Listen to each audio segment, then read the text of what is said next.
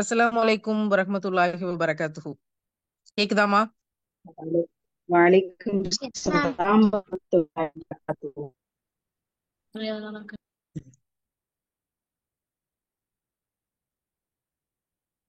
இறைவன் மிகப்பெரியவன். இன்னைக்கு இந்த ஜூம் வழியாக வலைக்கும் ஸலாம். இன்னைக்கு இந்த ஜூம் வழியாக உங்களிடத்துல இந்த விஷயங்களை பகிர்ந்துக்கிறதுல ரொம்ப முக்கியமான ஒரு நாளாக நான் கருதுறேன். ஏன்னா இதுல இருந்து யாராவது ஒருவர் இதுக்கான தாக்கத்தை பெற்றால் கூட அது ஒரு மிகப்பெரிய சமூக மாற்றத்தை ஏற்படுத்தும் அப்படின்னு நான் நம்புறேன். சமூக மாற்றத்தை பத்தி யோசிக்க கூடியவங்க பள்ளி நாட்கள்ல இருந்தே உருவாக்கப்படுறாங்க. அவங்க இந்த சமூகத்தை பார்ப்பாங்க, இங்க நடக்கிற பெண்களுக்கான பிரச்சனைகளை கவனிப்பாங்க. ஐயோ, இந்த பெண்ணுக்கு இப்படி கொடுமை நடக்குதே, நான் என்ன செய்யறது அப்படின்னு பரிதவிப்பாங்க. அதுக்கான தீர்வை ஏதாவது ஒரு வகையில பள்ளி நாட்கள்லயே ஸ்கூல் படிச்சு கொண்டிருக்கும் போதே 8ஆம் கிளாஸ் 9ஆம் கிளாஸ் 10 11 12 அந்த நாட்கள்லயே அவங்க இதை பத்தி யோசிப்பாங்க, ஃப்ரெண்ட்ஸோட பேசுவாங்க. பிறகு ஏதாவது ஒரு இடத்துல அவங்களுக்கான மோட்டிவேஷன் கிடைக்கும். அந்த மோட்டிவேஷனை எடுத்துக்கொண்டு அதுல தொடர்ந்து வீரியமாக மரணிக்கும் வரைக்கும் செயல்படுவார்கள். அப்படி அவங்க செயல்படும் போது ஒரே ஒரு பெண் குழந்தை பாதுகாக்கப்பட்டால் கூட அது ஆகப்பெரிய வரம். அதன் பொருட்டு அவங்களுக்கு ஜன்னத்துல் ஃபிர்தௌஸை இறைவன் தர்றதுக்கும் வாய்ப்பு இருக்கு. அல்ஹம்துலில்லாஹ், ஆமீன். அப்ப அந்த மோட்டிவேஷன் எங்கேயாவது இருந்து கிடைக்கணுமே அந்த டீனேஜ் பிள்ளைகளுக்கு, இது சம்பந்தமான தாக்கத்தோடு இருக்கிற பிள்ளைகளுக்கு. அப்படி யாராவது ஒருவர் இந்த டீம்ல இதை கேட்டுக்கொண்டிருக்கிற பிள்ளைகள் யாராவது ஒருவர் அப்படியான தாக்கத்தோடு இருந்து அதுக்கான மோட்டிவேஷனாக இப்ப நான் பேசுற இந்த விஷயங்கள் அமைஞ்சு நிச்சயமா நம்மளும் பெண் பிள்ளைகளை பாதுகாக்கிறதுல ஒரு பெரிய ஸ்டாண்ட் எடுக்க வேண்டி இருக்கு அப்படிங்கிற அக்கறை வந்துருச்சு அப்படின்னா அது இறைவனிடத்திலிருந்து வந்தது. அதற்கான பாக்கியசாலிகளாக நாம் தேர்ந்தெடுக்கப்பட்டோம் அப்படின்னு முடிவு பண்ணிக்கலாம். நமக்கெல்லாம் என்ன ஓடிக்கிட்டு இருக்கோம் டீனேஜ்ல? என்ன ட்ரெஸ், என்ன மேக்கப் கிட்டு, என்ன செருப்பு, என்ன ஷூ, கிளாஸ், ஃப்ரெண்ட்ஸ், என்ன சாப்பாடு, ஸ்நாக்ஸ், நமக்கு பிடிச்ச ஸ்நாக்ஸ். இப்ப இந்த பிராய்லர் சிக்கன்ல வரக்கூடிய கண்ட கருமத்தையும் திங்கிறது தான் இப்ப இருக்க ட்ரெண்டிங் ஆயிருச்சு. என் வீட்டு பிள்ளையும் சேர்த்துதான் சொல்றேன். எந்நேரம் பார்த்தாலும் பிடிச்ச உணவு, பிடிச்ச ஸ்நாக்ஸ் என்ன, ஸ்விக்கில ஆர்டர் போடுவோம், வீட்டுக்கே கொண்டு வந்து கழிவை தள்ளி விட்டு போயிருவான். அது அவ்வளவு டேஸ்டா இருக்குது. எப்பயுமே ஒரு விஷயத்த வசீகரப்படுத்தி அதன் மீது பெரிய தீவிரத்தை ஏற்படுத்துறது இப்லீஸோட வேலை. அதே மாதிரிதான் இந்த பிராய்லர் அப்படிங்கிற இந்த கோழிகள், அதோட டேஸ்ட், அதை உருவாக்குற விதம், இது எல்லாத்துலயும் ஒரு பெரிய கிரஷ். அதை உருவாக்கி இந்த தலைமுறை பிள்ளைகளை அப்படித்தான் கெடுத்து வச்சிருக்கோம். அதுக்கு காரணம் யாருன்னா பெற்றோர்கள் பெரிய காரணம் தான். அதை மறுக்கிறதுக்கே இல்லை. என்னைக்காவது ஒரு நாள் சாப்பிடுறதுங்கிறது போக இந்த லீவ் நாள்ல தினமும் திங்கிறது அப்படிங்கிற ஒரு சிச்சுவேஷனும் ஒரு பக்கம் பார்க்க முடியுது. இதெல்லாம் தான் இன்னைக்கு டீனேஜ் பிள்ளைகளுக்கான தேடல். அது போக டிவி, சினிமா, சின்ன திரை, பெரிய திரை, ஹீரோ, ஹீரோயின், பாட்டு, கூத்து, இத நம்ம சும்மா இருந்தா கூட கிளாஸ்ல இதை பத்தி பேசுவாங்க, கிளாஸ்ல இதை பத்தி டிஸ்கஸ் பண்ணுவாங்க. நம்ம கவனத்துக்கு இது வரும், நம்ம சும்மாதான் இருப்போம். அப்படி ஒரு கேட்டகரியும் உண்டு. தானாக போய் அந்த கதைகளை அவங்களோட பேசி ஷேர் பண்ணி அப்படி ஒரு கூட்டமும் உண்டு. இதுல ஏதாவது ஒரு இடத்துல பெண் பிள்ளைகள் பாதுகாப்பு, அதை பத்தி நான் யோசிச்சேன், அதை பத்தி பேசினேன். அப்படி ஒரு ஃப்ரெண்ட்ஸ் டீம் எங்கள்கிட்ட உண்டு. நாங்க அடிக்கடி இதை பத்தி டிஸ்கஸ் பண்ணுவோம், எங்க வீட்டுல இதை பத்தி பேசுவோம். நான் அதை பத்தி கவலைப்பட்டிருக்கேன். பாலியல் வன்கொடுமையால ஒரு 5 வயசு பிள்ளை கொலை செய்யப்பட்டாள் அப்படிங்கிற செய்தி என் காதுக்கு வந்தப்ப நான் என்ன செய்யறதுன்னு யோசிச்சிருக்கிறேன். எல்லாரும் மாதிரி நான் கடந்து போகல அப்படின்னு சொல்லக்கூடிய யாராவது ஒரு பெண் பிள்ளை, டீன் ஏஜ்ல ஒரு பெண் பிள்ளை இருப்பாள் என்றால் நிச்சயமாக இந்த சமூகம் ஒரு நல்ல பாதையில இருக்கு அப்படின்னு தெரிஞ்சுக்கலாம். ஏதாவது ஒரு ஆக்டிவிஸ்ட் தான் ஒரு காலத்துல வருவாங்க. ஒரு நபி தான், ஒரு இறை தூதரத்தான் ஒரு காலத்துக்கு இறைவன் அனுப்புறான். யாராவது ஒரு புனிதர், ஒருத்தர் தியாகம் பண்ணி, ஒருத்தர் ஒரு டீமை உருவாக்கி அதன் வழியாகத்தான் இங்க எல்லா விதமான புரட்சியும் நடந்திருக்குது. அந்த ஒருத்தர் யாரு? அந்த ஒருத்தருக்கு என்ன வேணும் தெரியுமா? நான் அடி வாங்குவேன், கல்லடியும் வாங்குவேன், சொல்லடியும் வாங்குவேன். நான் வழி தாங்குவேன். நான் எல்லாத்தையும் இழப்பேன். சொந்த பந்தமா இருக்கட்டும், சுத்தி இருக்கிற சந்தோஷங்களா இருக்கட்டும், என்னோட ஆசைகளா இருக்கட்டும், எல்லாத்தையும் நான் இழப்பேன். வலிக்கதான் செய்யும், கஷ்டமா தான் இருக்கும். ஆனாலும் இந்த உயர்ந்த லட்சியத்துக்காக, இந்த ஒரு பிள்ளைய பாதுகாக்கணுமேங்கிறதுக்காக இதெல்லாம் நான் இழப்பேன், வழி தாங்குவேன், தியாகம் செய்வேன். இதெல்லாம் செய்யும் போது எனக்கு ஒரு பெரிய புறக்கணிப்பு நடக்கும். இந்த சமுதாயத்துல என்னை எல்லாரும் ஒதுக்குவாங்க, என்னை எல்லாரும் அசிங்கப்படுத்துவாங்க, என்னை எல்லாரும் கேவலமாக பேசுவாங்க. ஊர் கூடி பஞ்சாயத்து வச்சு கேவலப்படுத்தி அசிங்கப்படுத்தக்கூடிய நிலைமையெல்லாம் நடக்கும். ஆனாலும் நான் இந்த ஒரு பிள்ளைய பாதுகாக்கணுமேங்கிறதுக்காக நான் தொடர்ந்து இந்த லட்சியத்துல முன்னேறி செல்லுவேன். அப்படி போகும்போது உடல்நல கோளாறுகள் வரும். ஏன்னா தொடர்ந்து பயணிக்கணும், தொடர்ந்து பேசணும், தொடர்ந்து இந்த விஷயங்களை பத்தி சிந்திக்கணும். இந்த சமூகம் கொடுக்கக்கூடிய, இந்த இம்மை கொடுக்கக்கூடிய, இந்த உலகம் தரக்கூடிய, இந்த அற்பமான மனிதர்கள் தரக்கூடிய, இந்த சுயநலமான மனிதர்கள் தரக்கூடிய விஷயங்கள்லாம் நமக்கு ரொம்ப வலிக்கும். ஆனாலும் இந்த ஒரு பெண் பிள்ளைய பாதுகாத்துறணுங்கிறதுக்காக நான் ஏதாவது ஒண்ணு செய்வேன் அப்படின்னு யாரு ஓடுறாங்களோ, அப்படி ஓடுகிற போது உங்களுக்கு ஒரு சின்ன டீமாவது உருவாகும். அந்த சின்ன டீம் நாளைக்கு பெரிய டீம் ஆகும். இவங்கெல்லாம் சேர்ந்து பெண் பிள்ளைகள் பாதுகாப்புக்கான ஒரு சூழ்நிலையை உருவாக்க முடியும். அப்படித்தான் நபிகள் நாயகம் ஸல்லல்லாஹு அலைஹி வஸல்லம் அவர்கள் இத்தனையை வழியையும் தாங்கினார்கள். பொம்பளை பிள்ளை பிறந்தாலே உயிரோட மண்ணை தோண்டி புதைச்சாங்கன்னா எப்படி இருக்கும்னு யோசிச்சு பாருங்க. பிள்ளை கொன்னு புதைக்கிறது வேற, கள்ளிப்பால் கொடுத்து கொன்னுட்டு பிள்ளைய உள்ளதுக்கு போட்டு புதைக்கிறது வேற. ஆனா எதுவுமே செய்யாம குழிய தோண்டி உள்ள போட்டு மண்ணுல மூச்சு திணற திணற திணற திணற சாகடிக்கிற வழக்கம் 1400 வருஷத்துக்கு முன்னாடி இருந்தது. அதையெல்லாம் பார்த்து தாங்க முடியாம புறக்கணிச்சு போறாங்க. ஹிராக்வைக்கு போய் அழுகுறாங்க. என்ன செய்யறதுன்னு தெரியல, இதெல்லாம் என்னால தடுக்க முடியல, பாத்துக்கிட்டு சும்மா இருக்க முடியல, என்கிட்ட அதிகாரம் இல்லை, என்ன செய்யறதுன்னு தெரியலன்னு போய் தனித்து தவம் இருந்து கண்ணீர் சிந்தி இறைவனை நோக்கி அழுகுறாங்க. அப்பதான் குர்ஆன் இறங்குது. இந்த மனித குலத்தை மீட்டெடுப்பதற்காக ஒரு பெண்ணாக நீங்களும் நானும் உயிரோடு இருந்து இவற்றை பேச வேண்டும் என்று 2024 தீர்மானிக்கப்பட்ட விடயத்திற்காக 1400 ஆண்டுகளுக்கு முன்பாக நபிகளார் அந்த ஹிராவை நோக்கி தனித்து தவமிருந்து 3 வருஷம் அனாதை போல இருந்த போது ஓதுவீராக என்று இந்த சமூகத்தின் மீட்புக்காக, இந்த உலக மனிதனின் மீட்புக்காக, இந்த உலகத்தின் பெண்களின் மீட்புக்காக ஓதுவீராகன்னு சொல்லி திருக்குரானை இறைவன் கருணை கொண்டு இறக்கினான். சுபஹானல்லாஹ். அந்த திருக்குரானை கொண்டு இன்னைக்கு நம்ம மீட்பை அடைஞ்சிட்டோமா? பெண் பிள்ளைகள் இன்னைக்கு பாதுகாப்பா ஆயிட்டாங்களா? பெண் பிள்ளைகள்லாம் ரொம்ப பாதுகாப்பா இருக்கிறாங்களான்னு கேட்டாக இல்லை. அன்னைக்கு ரசூல்லா இவ்வளவு தூரம் கஷ்டப்பட்டு, இப்ப நான் ஒரு பட்டியல் போட்டு சொன்னனே, அவ்வளவு அசிங்கம் அவமானம் ஊர்கூடி சேர்ந்து பேசி தீர்மானித்து எல்லா கொலை முயற்சியும் செய்து இறைவன் எல்லாவற்றிலிருந்து பாதுகாத்து கடைசியில எவ்வளவோ பேர் உயிரை இழந்தார்கள். உயிரை இழந்து பெண் பிள்ளைகள் பாதுகாப்புக்கான சரியத்தை கொண்டு வந்தார்கள், விதவைகள் பாதுகாப்புக்கான சரியத்தை கொண்டு வந்தார்கள், பெண்களினுடைய குடும்ப வாழ்க்கை பாதுகாப்புக்கான சரியத்தை கொண்டு வந்தார்கள், ஆதரவற்ற பெண்களுக்கான சரியத் என்கிற சட்டங்களை எல்லாம் உருவாக்கி கொண்டு வந்தார்கள். இந்த சமூகம் கேட்டு பலன் அடைந்ததா அப்படின்னா, ரசூல்லா காலத்துல அன்னைக்கு 1,24,000 ஒளி விளக்குகளை, அப்படி ஒரு சமூகத்தை உருவாக்கி, அப்படி புரட்சியாளர்களை உருவாக்கிட்டு ரசூல்லா அங்க இருந்து போனாங்க, இந்த பூமியை விட்டு போனாங்க அவங்களோட 63 வயசுல. அதற்கு பிறகு வந்த ஒவ்வொரு நாட்டினுடைய சமூகமும், முஸ்லிம் சமூகமும், மற்ற சமூகத்தை விடுங்க, அவங்களுக்கு ரசூல்லா பற்றி தெரியாது, ஆனால் முஸ்லிம் சமூகங்கள் அதை ஏற்று பலனடைஞ்சிச்சா? இன்னைக்கு ஒரு முஸ்லிம் தகப்பன் தன்னுடைய பிள்ளையவே தொடர்ந்து கெடுத்து சீரழித்து போக்சோ கேஸ்ல பதிவாகி ஜெயிலுக்கு போறான். ஒரு முஸ்லிம் வீட்டுல ரொம்ப கேவலமாக ஹராஸ்மெண்ட் நடந்து, குடும்ப வன்முறை நடந்து ஒரு பெண் பாதிக்கப்படுகிறாள். நீதமாக நடக்க முடியலன்னா ஒரு கல்யாணத்தோடு நிப்பாட்டுங்கன்னு சொல்லப்பட்ட குர்ஆன் வசனத்தை மீறி அந்தரத்தில் தொங்கவிடப்பட்டு எத்தனை பெண்கள் 2வது கல்யாணம் 3வது கல்யாணம் சாதாரணமாக அயோக்கிய ஆண்களால் திருமணம் செய்யப்பட்டு நடுத்தெருவுல நிக்கிறாங்க. இன்றைக்கும் கள்ளிப்பால் கொடுத்து கொல்லப்படுகிறது. இன்றைக்கும் பெண் பிள்ளை பிறந்தால் வெறுப்பு என்று பார்க்கப்படுகிறது. இன்றைக்கும் பெண் பிள்ளை பிறந்தால் செலவு என்று பார்க்கப்படுகிறது. என்ன செய்ய முடியும்?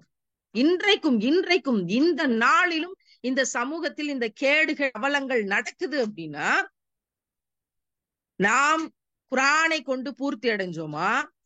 நாம் ரசூலாவினுடைய தியாக வாழ்க்கையை பொருந்தி கொண்டோமா? நாம் என்ன செஞ்சோம் அப்படிங்கிறதுல இருக்கிறது நமக்கான கேள்வி. இல்லையே. அப்போ இவ்வளவு ஆதங்கத்தை கடந்தும் இன்றைக்கு நம்ம இதற்கான வேலையை செய்யணுங்கிற புரிதல் வருதா இல்லையா? ஏன்னா இன்றைக்கு இந்தியாவுல நாம் வாழ்ந்து கொண்டிருக்கக்கூடிய இந்த நாட்டுல பெண் பிள்ளைகள் பாதுகாப்பு பெரிய கேள்விக்குறி. பெண்கள் பாதுகாப்பு இல்லாம வாழ்ந்து கொண்டிருக்கக்கூடிய நாடுகளின் பட்டியல் எடுத்தோம்னா அது இந்தியா முதலிடத்துல இருக்குது. இப்ப கொஞ்ச நாளைக்கு முன்னாடி, ரமலானுக்கு முன்னாடி, நோன்பு தொடங்குறதுக்கு 2 நாளைக்கு முன்னாடி பாண்டிச்சேரியில 9 வயசு பிள்ளை வீட்டுல இருந்து வெளியே வர்றான். ஐஸ்கிரீம் வாங்கி தரேன்னு ஒருத்தர் கூப்பிடுறாரு. அந்த தெருவுலதான் இருக்காரு அவரு. அந்த பிள்ளையும் போயிருக்கிறா. அந்த பிள்ளையும் போனால் ஐஸ்கிரீமும் வாங்கி தர முடியல. அந்த பிள்ளைய மாடிக்கு கொண்டு போய் 60 வயசு கிழமை சீரழிச்சு அபியூஸ் பண்ணி கொன்னு போட்டு 19 வயசு பையன் இவங்க 2 பேரும் சேர்ந்து வந்து அந்த பிள்ளையை சீரழிச்சு மாத்தி மாத்தி நான் ஃபர்ஸ்ட் நீ ஃபர்ஸ்ட்னு போட்டி போட்டுக்கிட்டு கடைசியில அந்த பிள்ளை உயிரோடு இருக்கும் போதே, குத்துயிரும் கொலையுருமா இருக்கும் போதே அந்த பிள்ளைய கட்டி பக்கத்துல இந்த சாக்கடையில தூக்கி போட்டு சாக்கடைக்குள்ளதான் மூச்சு திணறி செத்து போனான். அன்றைக்கு நபிகள் நாயகம் ஸல்லல்லாஹு அலைஹி வஸல்லம் அவர்கள் இருக்கும் பொழுது அந்த ஐயமுல் ஜாஹிலியாங்கிற அந்த சமூகத்தில் இருந்து பெண் பிள்ளைகள் பிறந்தால் உயிரோடு புதைச்சாங்களே, மூச்சு திணற அந்த பிள்ளைகள் செத்து போனாங்களே, அதே மாதிரி 2024 ஒரு பிள்ளை பாண்டிச்சேரி சாக்கடையில மூச்சு திணறி செத்து போனான். இதை பற்றி நீங்களும் நாமும் எத்தனை பேர் கவலைப்பட்டோம்? எத்தனை பேர் கவலைப்பட்டோம்? எப்பயோ நடக்கிறதானே, எங்கேயோ நடக்கிறதானே, யாருக்கோ நடக்கிறது தானே. நான் சேஃபா இருக்கேன். நான் என் வீட்டுல சேஃபா இருக்கேன். எவ்வளவு மோசமான ஒரு மனப்பான்மை. யார் இதற்கு எதிராக குரல் கொடுத்து, யார் இதற்கு எதிராக பிரச்சாரம் செய்து பெண் பிள்ளைகள் பாதுகாப்பு அப்படிங்கிறதுல பிரதானமாக இருக்கிறாங்களோ அவங்க பேர் பெற்றோர். அந்த பிள்ளை பேர் ஆர்த்தி. அந்த பிள்ளைய பத்தி அவங்க டீச்சர் சொல்றாங்க, அந்த பிள்ளை வந்துங்க சின்ன பிள்ளை மாதிரி இருக்க மாட்டாங்க, மெச்சூர்டா இருப்பா. யாரு மனசையும் அவ கஷ்டப்படுத்த மாட்டாங்க. ஏதாவது ஒரு சண்டை வருது அப்படின்னா யாரு மனசும் கஷ்டப்படக்கூடாதுன்னு சொல்லி அந்த பொருளை அந்த பிள்ளைக்கு விட்டு கொடுத்துருவாங்க. எப்பேற்பட்ட வார்த்தை பாருங்க. நம்ம அம்மா கூட சண்டை போட்டு மல்லு கட்டிக்கிட்டு இருக்கோம். நம்ம ஃப்ரெண்ட்ஸோட சண்டை போட்டு மல்லு கட்டிக்கிட்டு இருக்கோம். நமக்கு இது கிடைக்கல, அது கிடைக்கல, இது சரி வரல, அது சரி வரலன்னு சண்டை கட்டி கொண்டு நம்மலாம் ஒரு வாழ்க்கை டீனேஜ்ல கொண்டு போய்கிட்டு இருக்கோம். ஆனா அந்த பிள்ளை 9 வயசுல யாரு மனசு நோகடிக்கிறதுக்கு மனசு வராம விட்டு கொடுத்துருவாங்க. எதை கேட்டு பிள்ளைகள் வந்து பிரச்சனை பண்றாங்களோ அதை விட்டு கொடுத்துருவாங்க. மனசை நோகடிக்க மாட்டாளாம். அந்த பிள்ளைகள் இங்கே செத்து கொண்டிருக்கிறார்கள். முஸ்லீம் என்ற காரணத்தினால் கொல்லப்பட்ட பிள்ளைகள் எத்தனை. ஆசிஃபா இந்த சமூகத்தில இருந்து இவங்க அடிமையாத்தான் இருக்கணுங்கிற காரணத்தினால அங்க இருந்து ஒரு பிள்ளைய வந்து தூக்கி கடைசியில அந்த பிள்ளையை 3 நாட்கள் வச்சு சீரழிச்சு கூப்பிடுறான் போன் பண்ணி. காலேஜ்ல படிக்கிறான், 150 கிலோமீட்டர் தூரத்துல. அங்க இருந்து வாடா கிளம்பின்னு சொல்லி அங்க இருந்து பிரயாணம் பண்ணி வந்து அந்த பிள்ளைய அபியூஸ் பண்றான். 8 பேர் சேர்ந்து சீரழிக்கிறாங்க 3 நாளாக வச்சு. இன்னும் அந்த பிள்ளை சாகல. இதுக்கு மேல இந்த பிள்ளை இங்க வச்சிருக்க முடியாதுன்னு தலையில கல்ல தூக்கி போட்டு வெளியில தூக்கி எறிகிறாங்க. அவ போட்டிருந்த அந்த வயலட் கலர் ட்ரெஸ் நம்மளால மறக்க முடியுமா? அந்த வயலட் கலர் ட்ரெஸ். நான் அந்த ஊருக்கு போனேன், ரசானாங்கிற அந்த கிராமத்தை தேடி ஜம்மு காஷ்மீருக்கு நான் போனேன். அங்க இருந்து ஒரு கல்லை தூக்கிட்டு வந்திருக்கேன். இன்னும் அந்த கல் என்கிட்டதான் இருக்குது. திருப்பையும் நான் ஒரு பத்திரிகையாளர்கள் படையோட வக்கீல்களை கொண்டு ஒரு சட்ட ரீதியான ஒரு டீமோட நான் மறுபடியும் இந்த கிராமத்துக்கு வருவேன். அந்த கிராமத்துக்குள்ளே போக முடியல, அவ்வளவு கொலை மிரட்டல். ஆனாலும் அந்த கிராமத்துக்குள்ள போய் அந்த கோயிலுக்கெல்லாம் போய் அங்க நின்று பதிவை போட்டுட்டு தான் வந்தேன் நானு. ஏன்னா அவங்க தாய் எப்படி இருக்கிறான்னு பாக்கணுமே அப்படிங்கிற ஒரு பெரிய பதட்டத்துல அந்த 8 குற்றவாளிகள்ல பாதி பேர் வெளியே போயிட்டான். இன்னமும் கேஸ் நடக்குது. எத்தனை வருஷமா அந்த கேஸ் நடக்குது தெரியுமா? ஏன்னா ஒரு கேஸ முடிக்கிறதுக்கு உங்களுக்கு 6 மாசம் பத்தாதா, 1 வருஷம் பத்தாதா, 2 வருஷம் பத்தாதா, 5 வருஷம் 10 வருஷம் அக்யூஸ்ட் இவன் தான் தெரிஞ்சு அவன் வாக்குமூலம் கொடுத்தும் எல்லா மெடிக்கல் ரிப்போர்ட்டும் கரெக்டா இருந்தும் கூட அவன் வந்து வாய்தான்னு கொடுப்பான். அந்த பிள்ளைகளுடைய அந்த விஷயங்கள் எல்லாம் அவ்வளவு மோசமான இடத்துக்கு போகும். கடைசியில 10 வருஷமா கேஸ் நடக்கும். இவற்றுக்காக போராடுவது யார்? இவை நடக்க கூடாதுங்கிறதுக்காக பிரச்சாரம் பண்றது யார்? பெண் பிள்ளைகள் பாதுகாப்புனா கவனமா இருங்க, டோன்ட் டச், நோ டச் அப்படின்னு சொல்லி கொடுக்கறது மட்டும் இல்ல, நீ பிரச்சாரம் பண்றதுக்கு தயாராகுன்ற விஷயத்த பிள்ளைகளுக்கு சொல்லி கொடுக்கறது யார்? இங்கதான் பேசவே கூடாதுன்னு வச்சிருக்காங்களே. இங்கதான் பேசவே கூடாது. இங்க மணிப்பூர்ல என்ன நடந்துச்சு இப்போ? கலவரம், ஒரு இனத்துக்கும் இன்னொரு இடத்துக்கும் கலவரம். நீ கலவரம் பண்ணு, அடிச்சுக்கிட்டு என்னமாவது பண்ணி தொலை. நீ ஏன் பெண்களை அங்க நிர்வாணப்படுத்துற? பெண்களை நிர்வாணப்படுத்தி அந்த பெண்களுடைய கையை கட்டி அந்த பெண்களுடைய உறுப்பின் மீது கை வைத்து பொது தளத்துல இழுத்துட்டு வர்றானுங்க. பொது தளத்துல ரோட்டுல பின்னாடி 150 பேர் 200 பேர் வர்றான். வயக்காட்டுக்குள்ள கொண்டு போய் வச்சு ஒருத்தர் மாத்தி ஒருத்தர் நம்பர் 1 நம்பர் 2 நம்பர் 3ன்னு ரேஷன் கடையில நிக்கிற மாதிரி வரிசையில நின்று அந்த பெண்கள் ரேப் பண்ணப்படுறாங்க. அந்த பெண்கள் அதுக்கு பிறகு அந்த பேட்டியில இன்னும் சாகல, உயிரோட தான் இருக்காங்க. அவங்க அதை சொல்லும் போது கதறல் இருக்குல்ல. டெல்லியிலிருந்து மகளிர் ஆணையத்துல இருந்து போறாங்க. போயிட்டு அவங்க போய் விவரங்களை சேகரிக்க போன அதிகாரிகள் அந்த காட்சியெல்லாம் பார்க்க முடிஞ்சுதா? அவங்களோட கதறலை காப்பாற்றுவது யார்? இந்த இந்த இந்த நாட்டுல, இந்த உலகத்துல எங்க எவன் அடிச்சுக்கிட்டாலும் அங்க உடனே யார் மேல கை வைப்பான்? அந்த அந்த இனத்தை சேர்ந்த பெண்கள் மேல கை வைக்கிறது, அவங்கள ட்ரெஸ் இல்லாம ஆக்குறது, அவங்கள அபியூஸ் பண்றது, ஹராஸ் பண்றது. இதுதான் அவங்களுடைய கொடுமையினுடைய உச்சகட்டம். அசிங்கம், கேவலம். மறுமையில் நிரந்தரமாக நரகத்தை தேடிக்கொண்டவர்கள். அல்லாஹ் ஏன் இப்படியான விஷயங்களுக்கு அனுமதிக்கிறான்? இதுக்கு பின்னாடி மறைவான பொருள் என்ன இருக்குது? இதெல்லாம் பார்த்து கொண்டு நீ ஏன் சும்மா இருந்தா அல்லாஹ் நம்மளை கேட்பானா மாட்டானா? உன்னை போல ஒரு பெண்ணாக படைக்கப்பட்ட பிள்ளை, 3 வயசு பிள்ளை பாலியல் வன்கொடுமை செய்யப்பட்டு வீதியில தூக்கி எறியப்பட்டு ரணப்பட்டு, அந்த ஹாசினி அப்படிங்கிற பிள்ளையுடைய கேசலாம் அம்மாடி, அந்த 7 வயசு பிள்ளை, அந்த ஹாசினியோட நிலைமைய நம்மளால யோசிச்சு கூட பார்க்க முடியாது. அவ்வளவு அருமையான பிள்ளை, நல்லா படிக்கிற பிள்ளை. கடைக்கு போயிட்டு வரோம், பிள்ளைகளோட விளையாண்டுகிட்டுருன்னு சொல்லிட்டு ஒரு ஈவினிங் டைம்ல கடைக்கு போறதுக்காக அவங்க பேரண்ட்ஸ் போறாங்க. அங்க பிள்ளைகளோட சேர்ந்து அபார்ட்மெண்ட்ஸ், அடுக்குமாடி குடியிருப்பு, அங்க எல்லாம் சேர்ந்து விளையாண்டுகிட்டு இருக்காங்க. எதிர்த்த வீட்டுல இருக்கிறவன் என்ன செய்யறான் அப்படின்னா, கூப்பிடுறான் அந்த பிள்ளைய. எதிர்த்த வீட்டுல இருக்கவன் அந்த பிள்ளைய கூப்பிட்டு, அந்த பிள்ளைய பாருங்களேன், சுப்ஹானல்லாஹ் எப்படி இருக்கா பாருங்க. அந்த பிள்ளைய கூப்பிட்டு, நான் உனக்கு மிட்டாய் தரேன், அது தரேன்னு சொல்லி எதிர்த்த வீட்டுல இருக்கான் அந்த ராஸ்கல். ஒரு ஐடி இன்ஜினியர். இன்னைக்கு பிள்ளைகள் மீச தாடி நல்லா ட்ரிம் பண்ணிக்கிட்டு, ஹேர் ஸ்டைல் நல்லா வச்சுக்கிட்டு, மூக்கும் லட்சணமா மூக்கு முழியுமா இருந்துட்டா பிள்ளைகள் ஓடுகிறாங்களே ஒருத்தனை நம்பி காதல்ன்ற பேர்ல. இந்த தருதலைகள் இப்படித்தான் இருப்பார்கள். ரொம்ப ஸ்மார்ட்டா தங்களை வெளிக்காமிச்சுக்குவாங்க. ரொம்ப ரொம்ப பிரமாதமாக பெண்களை மயக்குவதற்கான எல்லா டெக்னிக்கும் இந்த தருதலைகளுக்கு தெரியும். அந்த குழந்தை வீட்டுக்குள்ள போறா, எய்த்த வீட்டு அண்ணன் தானே, எய்த்த வீட்டு அங்கிள் தானே, போறா. போன பிள்ளையை அபியூஸ் பண்ணி வாய பொத்தி கடைசியில துண்டு துண்டாக அந்த பிள்ளையை வெட்டி சூட்கேஸ்குள்ள வச்சு வெளியே இழுத்துட்டு வர்றான், ட்ராலி பேக்ல வச்சு. 3 நாளா பிள்ளையை காணாம தேடுறாங்க, பிள்ளையை கண்டுபிடிக்க முடியல. கடைசியில இவனோட கேரக்டர் மேல சந்தேகப்பட்ட யாரோ ஒரு பெண்மணி, இந்த வீட்டுல செக் பண்ணுங்க அப்படின்னு சொல்லி பிறகு சிசிடிவி கேமராவை செக் பண்ணதுனால இந்த விஷயம் கண்டுபிடிக்கப்பட்டு, பிறகு அவன் ட்ராலியை தூக்கிட்டு போறது, எங்க கொண்டு போறாங்கிறத ஃபாலோ பண்ணி பிறகு அவனை பிடிச்சு விசாரிச்ச பிறகு, ஆமா நான் தான் பண்ணேன், கொண்டு போய் எரிச்சேன் அப்படின்னு சொல்லி எரிச்ச இடத்தை காட்டி பிறகு இந்த வழக்கு பதிவாகுது. அவனை ஜாமீன்ல வெளியே விட்டாங்க. இந்த வழக்குகளில் கைதாகிறவர்களுக்கு ஜாமீன் கொடுப்பது யார்? ஜாமீன்ல வெளியே விட்டு வெளியே அவங்க அம்மாவை கொலை பண்ணிட்டான். செலவுக்கு காசு தர மாட்டேங்கிறான்னு சொல்லி அவங்க அம்மாவை கொலை பண்ணான். இந்த தருதலைகள், இந்த மனநோயாளிகள், இவங்களெல்லாம் ஒண்ணு உள்ளேயே போட்டு அடைச்சு வச்சு கருணை கொலை பண்ணிடணும், ஸ்லோ பாய்சன் கொடுத்துடணும், இல்ல வெளியே விடாமையாவது பாத்துக்கிறணும். ஆனா எதற்கும் துப்பு கெட்ட ஒரு தேசத்தில் வாழ்ந்து கொண்டிருக்கிறோம். வெளியவும் விட்டுருவானுங்க, தண்டனையும் கொடுக்க மாட்டானுங்க, ஜாமீனும் கொடுத்துருவானுங்க. இவற்றுக்கு நடுவுலதான் இந்த பிள்ளைகளை பாதுகாப்பது எப்படி என்று நாம் போராடி கொண்டிருக்கிறோம். ஒவ்வொரு வரலாறும் ஒவ்வொரு விஷயமும் கடந்த 15 வருஷமாக நான் போய் போராடின வழக்குகள் எத்தனை, நான் போய் கேஸ் ஹிஸ்டரிய நேர்ல களத்துக்கு போய் எடுத்து 10ஆம் கிளாஸ் படிக்கிற பிள்ளை கிராமத்துல, குக்கிராமத்துல, நாகப்பட்டினம் சீர்காழி பக்கத்துல 10ஆம் கிளாஸ், அந்த பிள்ளை பேரு ஆசிகா. 10ஆம் கிளாஸ். அவ ஒரு டீச்சர், ஸ்கூல்ல டீச்சர் இல்லைன்னா அந்த ஆசிகா தான் போவா, எல்லா கிளாஸும் எடுப்பான். வீட்டுல சாயந்தரம் ஈவினிங் டியூஷன் எல்லா பிள்ளைகளுக்கும். அந்த மாதிரி இருந்த பிள்ளை டாய்லெட் இல்லைன்னு வெளியில சாயந்தரம் அவசரமா போனப்ப அபியூஸ், கொலை செஞ்சுட்டான், முடிஞ்சது. 4 வீடு தள்ளி இருந்தவன், 4 வீடு தள்ளி இருந்தவன்.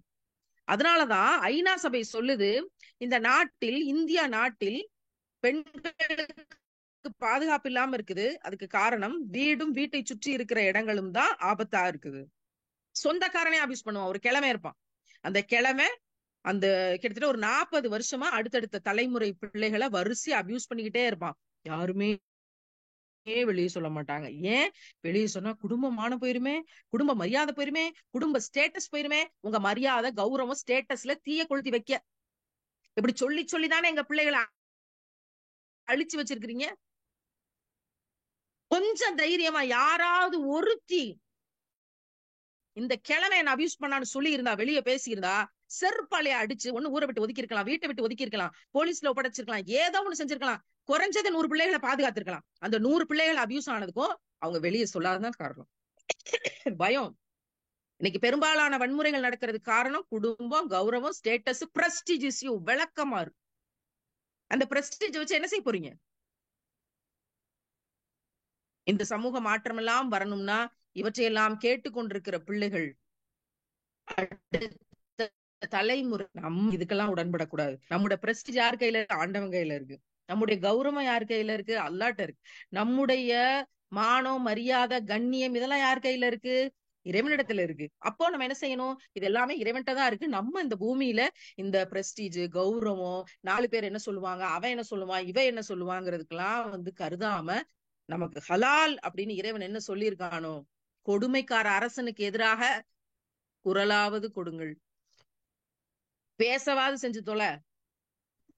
நீ வாள் எடுத்துக்கிட்டு போட்டி பரவாயில்ல, போர் தொடு காட்டி பரவாயில்ல, வேற ஏதாவது பிரினா பரவாயில்ல, அட்லீஸ்ட் பேசவாது செய், கையால் தடுத்துக்கொள். கடைசி பாயிண்ட், நீ அவற்றிலிருந்து விலகியாவது இரு. நம்ம என்ன செய்ய மாட்டோம்? பேசக்கூட மாட்டோம். பேசக்கூட மாட்டோம். ஒரு கண்டனத்தை கூட பதிவு செய்ய மாட்டோம்.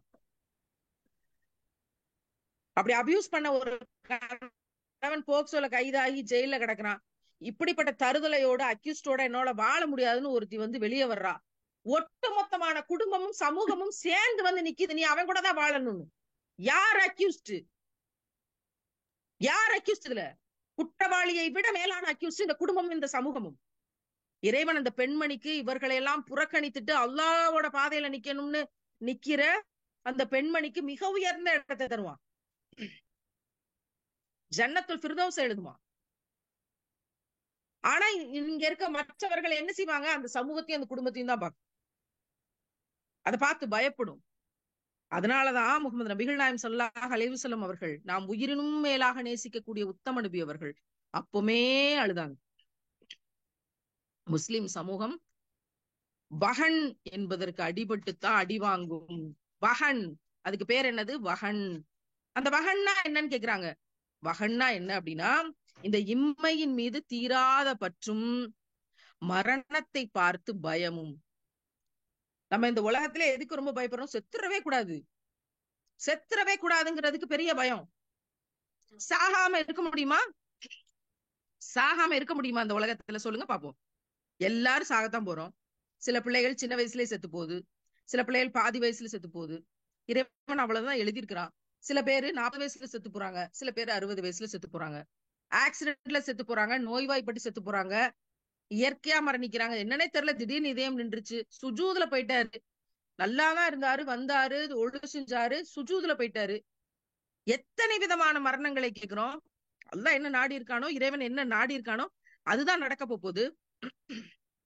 மரணிக்கவே கூடாது. மரணத்தை பார்த்து பெரிய பயம் கூட்டத்துக்கு. அப்புறம் இம்மையின் மீது தீராத பற்று. இந்த இம்மை எதையெல்லாம் அலங்காரமா காமிச்சிருக்கோ அதன் மீது தீராத பற்று அப்படியே புடிச்சு வச்சுக்கிட்டு இருக்கிறோம்.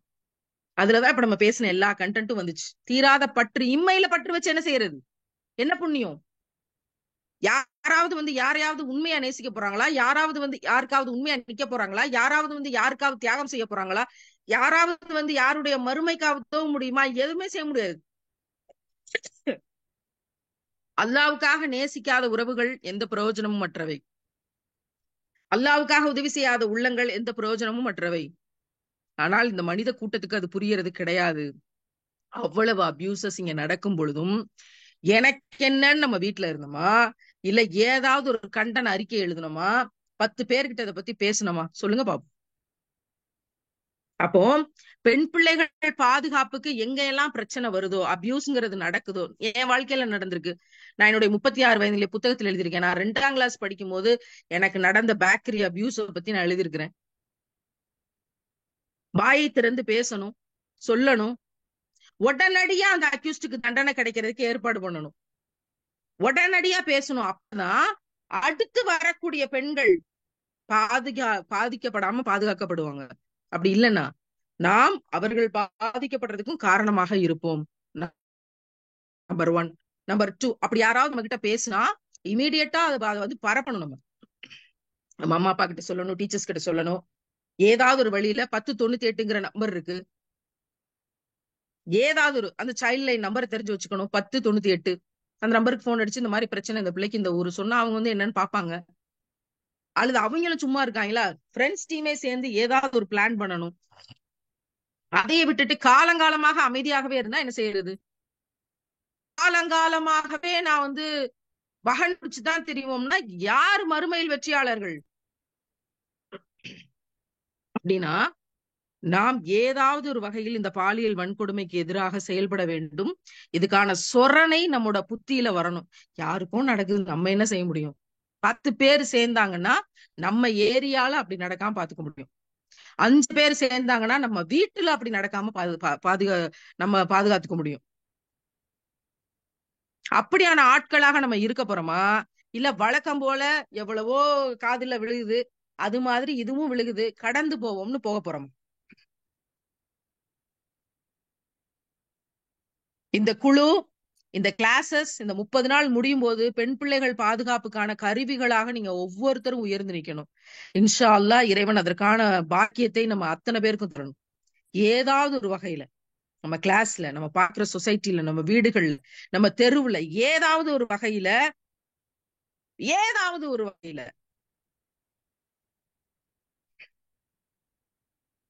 பெண் பிள்ளைகள் பாதுகாப்புக்கான ஒரு வலிமையான டீமாக இந்த டீம் செயல்படணும். இன்ஷா அல்லாஹ். வந்தோம் 30 நாள் இருந்தோம் போனோம், போயிருங்க, ஒன்னும் பிரச்சனை இல்ல. மறுமையின் வெற்றியாளராக வரணும்னு யாராவது நினைச்சீங்கன்னா, அல்லாஹ்வை சந்தோஷமா புன்னகையோடு சந்திக்கணும்னு யாராவது நினைச்சீங்கன்னா, ரசூல்லா மிக பெருமையாக என்னுடைய உம்மத்தின்னு சொல்லி வெல்கம் பண்ணணும் மறுமையில யாராவது ஆசைப்பட்டீங்கன்னா, இந்த பெண்கள் பாதுகாப்பு, பெண் பிள்ளைகள் பாதுகாப்புங்கிற விஷயத்த கையில எடுங்க. எப்ப வரைக்கும்? மரணிக்கிற வரைக்கும். யார் என்ன சொன்னாலும் இதுல எனக்கு கடமை இருக்குது. ஏதாவது ஒரு வகையில இதுக்காக நான் செயல்பட்டு கொண்டே இருப்பேன். நியத்து வைங்க. இன்ஷா அல்லாஹ் இறைவன் நாடினால் அந்த நியத்தை கபூல் செய்வான். இப்ப நான் பேசுறதெல்லாம் வெறும் வார்த்தைகள் கிடையாது. இந்த எல்லா வழிகளையும் துயரங்களையும் கடந்த 15 ஆண்டுகளாக சந்தித்து கொண்டுதான் நான் இந்த வேலைகளை தொடர்ந்து கொண்டிருக்கிறேன். அதனாலதான் பொம்பளை பிள்ளைகளுக்கு மட்டும் ஒரு கிளாஸ் ஆர்கனைஸ் பண்ணுங்க, சம்மர் கிளாஸ் ஆர்கனைஸ் பண்ணுங்க. ஒரு பெண் என்பவள் யாருன்னு அவ தெரிஞ்சுக்கணும். அவளுக்கு என்ன கடமை இருக்குதுன்னு அவள் தெரிஞ்சுக்கணும். என்னுடைய உடல் என்பது அடுத்தவன் தொடர்றதுக்கானது இல்லை அப்படிங்கறத அவ உணர்ந்துக்கிறணும். அபியூஸ் அப்படிங்கிறது வீட்டிலையும் நடக்குதுங்கிறது ஒரு அறிவாற்றலோட அவ இருக்கணும்.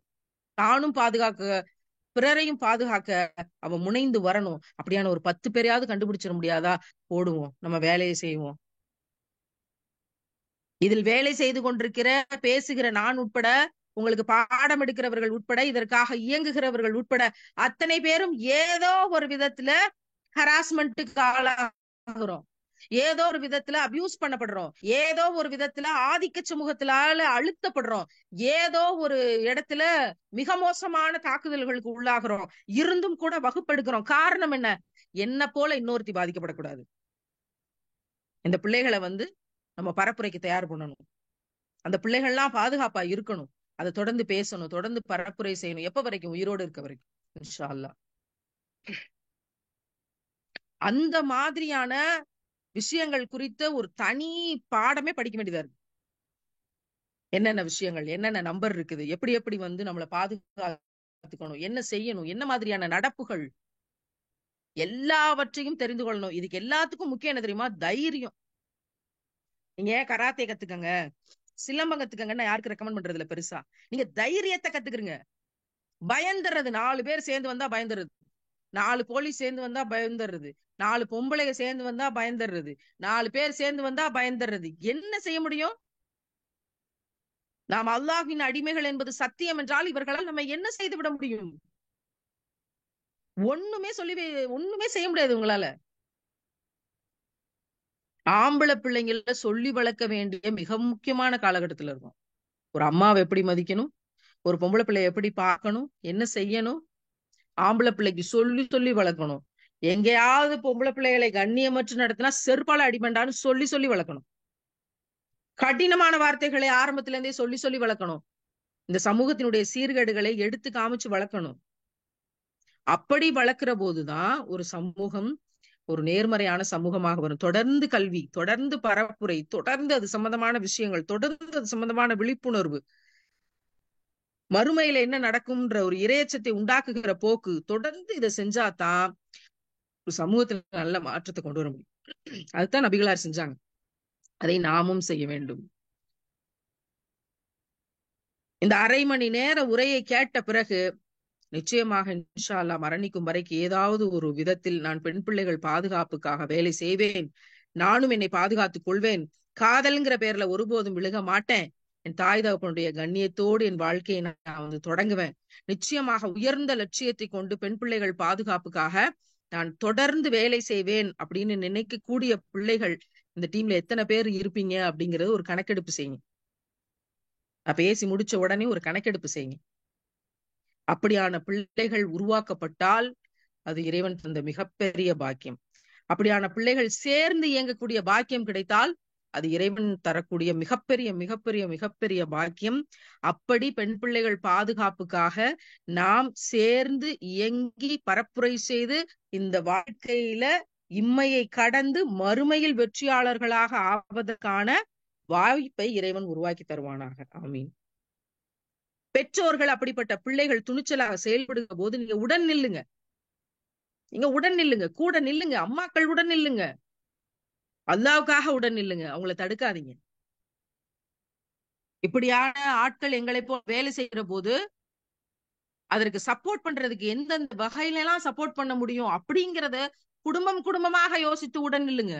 நான்லாம் அனாதையாக நின்றுதான் அந்த வேலை செய்து கொண்டிருக்கிறேன். இஸ்லாத்துக்கு பிறகு 1-2 ஆதரவுகள், 1-2 பேர், அதுவும் தொடர்ந்து எல்லாராலையும் அதை செய்ய முடிய மாட்டேங்குது.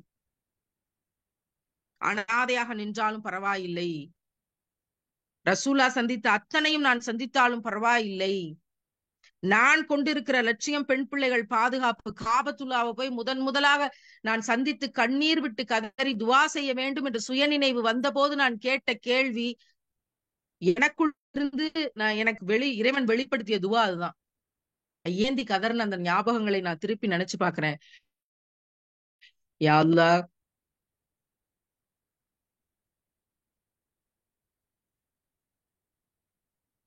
பெண் பிள்ளைகள் பாதுகாப்பில்லாத தேசத்திலிருந்து யா அல்லாஹ் நான் வந்திருக்கிறேன்.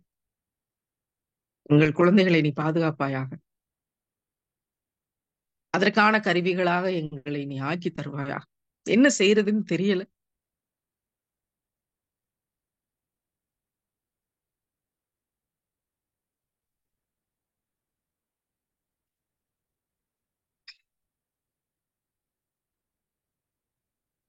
இந்த காட்சியை எப்ப நினைச்சு பார்த்தாலும் என்னால கண்ணீரை கட்டுப்படுத்த முடியாது.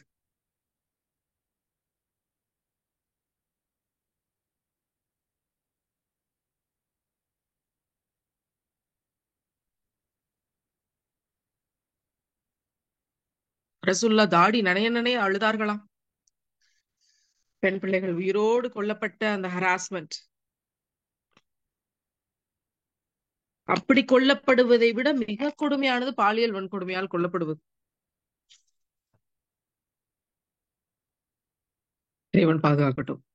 அதற்கான கருவிகளாக இறைவன் நம்மை உருவாக்கட்டும். அந்த சமூக அக்கறையை அடுத்த தலைமுறைக்குள் இறைவன் விதைக்கட்டும். இதற்கான கூலியை நமக்கு மறுமையில் வழங்கட்டும். அப்படிப்பட்ட கருணை கொண்ட உள்ளங்களாக உங்கள் உள்ளங்கள்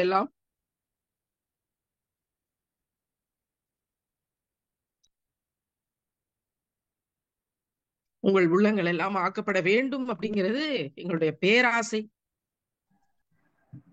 நான் இந்த உலகத்துல எதை வேணாலும் உருவாக்க முடியுது, மனிதனுக்குள்ள கருணையை தான் உருவாக்க முடியல. இந்த இறைவன் நாடினாத்தான் கிடைக்கும். அதனால பெண்கள் பாதுகாப்பு இல்லாத தேசத்தில் இருக்கிறோம். ஒரு பக்கம் பாலியல் வன்கொடுமைனா, இன்னொரு பக்கம் காதல்ங்கிற பேர்ல டீனேஜ் பிள்ளைகள் தானாக நெருப்புக்குள்ள விழுந்து செத்து போடுறது. தானாக ஒரு பக்கம் பாலியல் வன்கொடுமையில கொண்டு போட்டு நெருப்புல தூக்கி போடுறான், இன்னொரு பக்கம் காதல்ங்கிற பேர்ல இந்த தருதலைகளை நம்பி, அழகா இருக்கா நம்பி ஏமாந்து போன ஒருத்திக்கிட்ட ஒருத்தன் சொல்றான், என்னுடைய அழகை பார்த்துதானே நீ மயங்கி வந்து என் கால்ல விழுந்து கிடக்குற. அழகு என்பது இம்மையில் எதுவுமே கிடையாது. அந்த அழகு என்பது இறைவன் மறுமையில தான் தருவான். நீங்க சுஜூதுல கிடந்து அல்லாட்ட அழுகும் போது ஒரு அழகை தருவான். அதுக்கு பேரு நூறுன்னு சொல்லுது இஸ்லாம். அதை தவிர இந்த உலகத்துல எதுவும் அழகு கிடையாது. இந்த பிள்ளைகள் இந்த தருதலைகளை நம்பி காதல்ங்கிற பேர்ல விழுந்து நெருப்புல தானா விழுந்துரு. தயவு செய்து உங்கள் அத்தனை பேரிடம் நான் கெஞ்சி கேட்கிறேன், எவனையும் நம்பிராதீங்க. அவன் எவ்வளவு பெரிய ஆளா வேணா இருக்கட்டும், எவனையும் நம்பிராதீங்க. ஒரு உயர்ந்த லட்சியம், பெண் பிள்ளைகளின் பாதுகாப்புக்காக நான் வேலை செய்யக்கூடிய உன்னத கருவி, அதை நோக்கி நான் நடப்பேன், அதை நோக்கி நான் படிப்பேன், அதுக்காக டேட்டா கலெக்ட் பண்ணுவேன், அதை பிரச்சாரம் செய்வேன். எங்கெல்லாம் எனக்கு பேச வாய்ப்பு கிடைக்குதோ, 5 பேர் 10 பேர் இருந்தாலும் பரவாயில்ல, எங்கெல்லாம் எனக்கு பேச வாய்ப்பு கிடைக்குதோ அங்கெல்லாம் நான் பேசுவேன். இஸ்லாமிய பெண் பிள்ளைகள் பேசக்கூடாதுன்னு யாருங்க சொன்னது? பேசக்கூடாதுன்னு யார் சொன்னது? பெண்களிடத்தில் பேசுங்கள். வாய்ப்பு கிடைக்கிற போது ஆண் பிள்ளை இடத்தில் பேசுங்கள். நான்லாம் போறேன், பாய்ஸ் ஸ்கூலுக்கு நான் போய் பேசுறேன். எனக்கு ஒரு பையன் இல்லையா? போய் பேசுறேன், தேவைப்பட்டா ஸ்கிரீனுக்கு பின்னாடி நின்னு பேசுறேன். பேசுங்கள். பேசக்கூடாது, என் குரலையே தர முடியாதுன்னு ஒடுக்கி வச்சா, யாரெல்லாம் சேர்ந்த ஆண் மார்க் அறிஞர்கள்னு சொல்லப்பட்டாங்களோ அத்தனை பேரும் அன்னை ஆயிஷாவோட ஸ்டூடெண்ட்ஸ். அவங்க எடுத்தாங்க class. she was the best professor, best lecturer, best researcher. அவங்களோட உம்மத்துக்கள், அவங்களோட வாரிசுகள் நம்ம எல்லாம். அப்போ பேச வாய்ப்பு கிடைக்கிற இடங்களில் எல்லாம் உறக்க பேசுங்கள். இஸ்லாத்தை அடிப்படையாக கொண்டு இஸ்லாமிய ஷரியத்தினுடைய விழுமியங்களோட பேசுங்க. அல்லாஹ் உதவி செய்வான். அப்படி நான் பேசுவேன், அதுக்காக என்னுடைய வாழ்க்கையை நகர்த்துவேன் கொண்டு போற பிள்ளை, இவ்வளவு பெரிய உயர்ந்த லட்சியத்தை வச்சிருக்கிற பிள்ளை காதல்ங்கிற பேர்ல எவனையும் நம்பி ஏமாற மாட்டான். அப்படியே ஒடிஞ்சு போய் சீரழிஞ்சு முடங்கி போயிட மாட்டான், எந்திரிச்சு வருவா. அப்படியான ஒரு அருமையான பாக்கியத்தை பெற்றவர்களாக நாம் இருக்கணும். அதுக்காக வேலை செய்யணும். இந்த உரை உங்களிடத்துல என்ன தாக்கத்தை ஏற்படுத்தியது, என்ன செய்ய போறோங்கிற திட்டத்தை கொடுத்திருக்கு, என்ன செய்ய போறீங்க அப்படிங்கிறத அடுத்து வர்ற இந்த டிஸ்கஷன் செஷன்ல பயன்படுத்துங்க. உங்களுடைய கருத்துக்களை வெளிப்படுத்துங்க. அதுக்காக துவா செய்யுங்க. ஒவ்வொரு சுஜூதிலும் பெண் பிள்ளைகள் பாதுகாப்புக்கான கருவிகளாக யா அல்லாஹ் எங்களை நீ ஆக்குவாயாகன்னு கேளுங்க. உங்களுடைய அம்மாக்களோடு இந்த செய்திகளை பகிர்ந்துக்கிறங்க. பெண்கள் எல்லாம் வீட்டுல ஒண்ணு சேர்ந்து இந்த பெண் பிள்ளைகள் பாதுகாப்புங்கிறத முன்னெடுத்தால் ஆண் ஆதிக்கம்ங்கிறது இருக்காது. ஒரு நாள் அது சமூகத்துல இருந்து மறையும். ஆணும் பெண்ணும் சமமாக இருந்து அவங்களுடைய வேலையை செய்வார்கள். ஆணை விட பல விதங்கள்ல பெண் உயர்ந்தவள். இஸ்லாம் அதை தான் போதிச்சிருக்கு. அந்த விடயம் சமூகத்துல மிக தெளிவாக உணரப்படும். தாயின் காலடியில் சொர்க்கம் கிடக்கிறது என்ற கருணையை இந்த சமூகம் அறியும். அப்படி ஒரு நாள் வரும்போது பெண் பிள்ளைகள் பாதுகாப்பு உறுதி செய்யப்படும். அதற்கான பரப்புரை கருவிகளாய் நாம் நம் வாழ்நாள் முழுதும் செயல்பட வல்ல ரஹ்மான் அருள் செய்வானாக. ஆமீன் ஆமீன் ஆமீன் யா ரப்பல் ஆலமீன்.